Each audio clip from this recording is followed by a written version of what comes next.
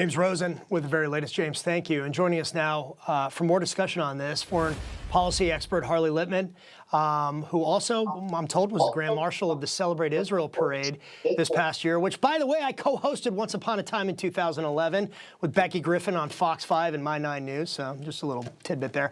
And also former Trump foreign policy advisor and Newsmax foreign policy analyst, Walid Faris. Good to see you both, gentlemen. Thanks for coming on. Walid, let's start with you. I'm curious your take on Blinken's visit to Turkey. Turkey obviously has a lot to do with what's happening in Syria. What do you make of that visit? What was likely the topic and the focus of discussion between Blinken and Erdogan? Well, there's no doubt about it. Had to be Syria. And had to be in Syria. What's the status of Damascus, the capital?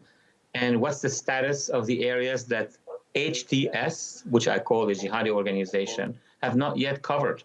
The Secretary of State or National Security Advisor, the whole administration wants to know that between now and inauguration, will there be more operations in southern Syria? Will there be more operations against the Kurds? And what is the status of the Alawi community along the coast? So very big questions. I don't know what President Erdogan has answered, because now they know in Turkey, in Ankara, that we are between two administrations. So probably they would have demanded things, including probably an issue with the Kurds in northeastern Syria.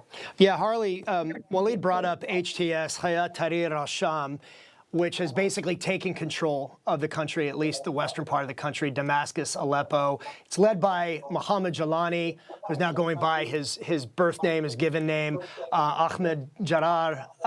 He's really no friend of Israel. HTS, it's trying to present this moderate image. Jalani's trying to present this moderate image that he's going to bring, he's going to release and Syria's going to be free. But I'm curious your take about HTS and the potential threat that it poses to Israel. Well, clearly, this radical Islamist organization is trying to present a very positive and moderate image to the world. And the whole question is, do they mean it? They're all saying the right things, that they need to protect the minorities in Syria, which are the Kurds, the Alawites, the Druze, and Christians, among others. And they're speaking of peace and moderation. But I also remember the Taliban did that when the United States withdrew from Afghanistan.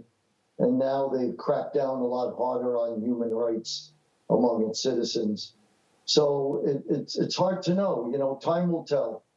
Yeah. Well, the Wall Street Journal, having to do with Syria and what's happening, the Wall Street Journal reported, and look, and we've talked about this on the show for a long time, all roads lead back to Iran. We know that. Iran's fingerprints are on everything in that region, every terrorist proxy, from Hezbollah, Hamas, the Houthis, the proxies in Iraq, everything goes back to Iran. President-elect Trump is weighing options, according to the Wall Street Journal, for stopping Iran from being able to build a nuclear weapon, including the possibility of preventive airstrikes.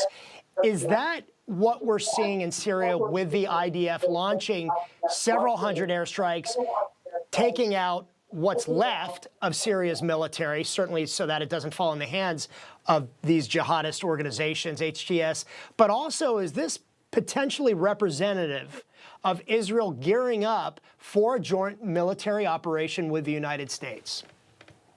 Well, the last one will have to wait till January 20th, but we have an idea that this administration, the incoming administration, is more in tune with Israeli strategies on the ground. This is not a secret. Trump and whomever is the prime minister of Israel, Bibi Netanyahu for the time being, will devise the right strategies on the one hand to make sure that the Islamic regime in Iran is contained, and to make sure that those HTS and other jihadists are not going to go through Syria all the way to get to Israel, but also to get to another ally who could be in trouble, and that's Jordan.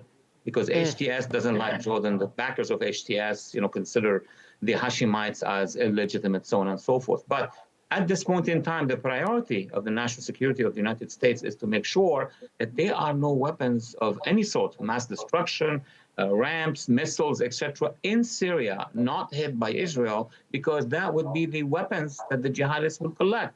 I mean, in Afghanistan, the Biden administration offered these weapons, but here, they were left by the Assad army. So it's crucial in the next 2 weeks, maybe 3 weeks, that all these weapons will be targeted.